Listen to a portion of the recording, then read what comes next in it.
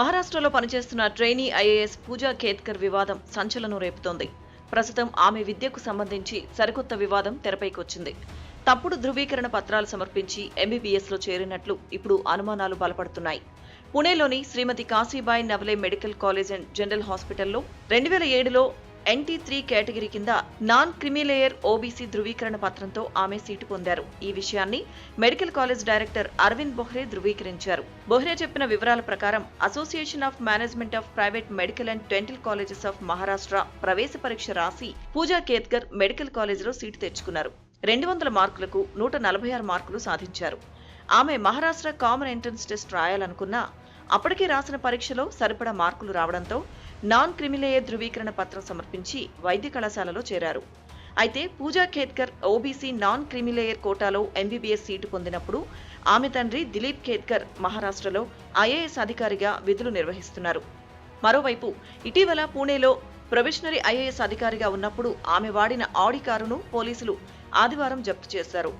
Motor వాహనాల చట్టాన్ని ఉల్లంఘిస్తూ ఆమె కారుకు సైరన్, మహారాష్ట్ర ప్రభుత్వ స్టిక్కర్, వీఐపీ నెంబర్ ప్లేట్లను వాడడం, 21 సార్లు ట్రాఫిక్ ఉల్లంఘనలకు పాల్పడడంతో ఈ చర్యలు తీసుకున్నట్లు పేర్కొన్నారు.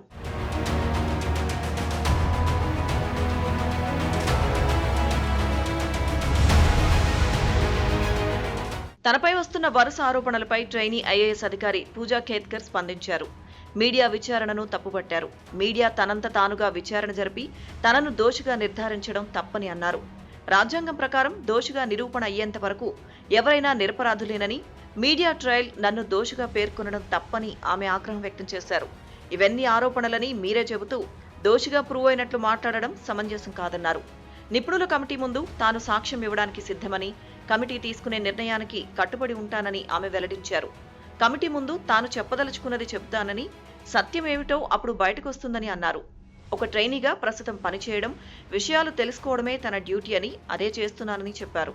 దర్యాప్తుపై తాను ఎలాంటి వ్యాఖ్యలు చేయదలుచుకోలేదని అన్నారు. కమిటీ ఎలాంటి నిర్ణయం తీసుకున్నా అది పబ్లిక్ కు తెలుస్తుందని, ప్రస్తుతం విచారణ జరుగుతున్నందున ఇంతకు మించి మాట్లాడే హక్కు తనకు లేదని చెప్పారు. అయితే విచారణలో పూజ దోషిగా తేలితే ఉద్యోగంలో నుంచి ఆమెను తొలగించే అవకాశం ఉందని సమాచారం. వాస్తవాలను దాచిపెట్టడం, తప్పుగా సూచించడం వంటి ఆరోపణలు నిజమని తేలితే క్రిమినల్ చర్యలు కూడా ఎదుర్కోనున్నారు.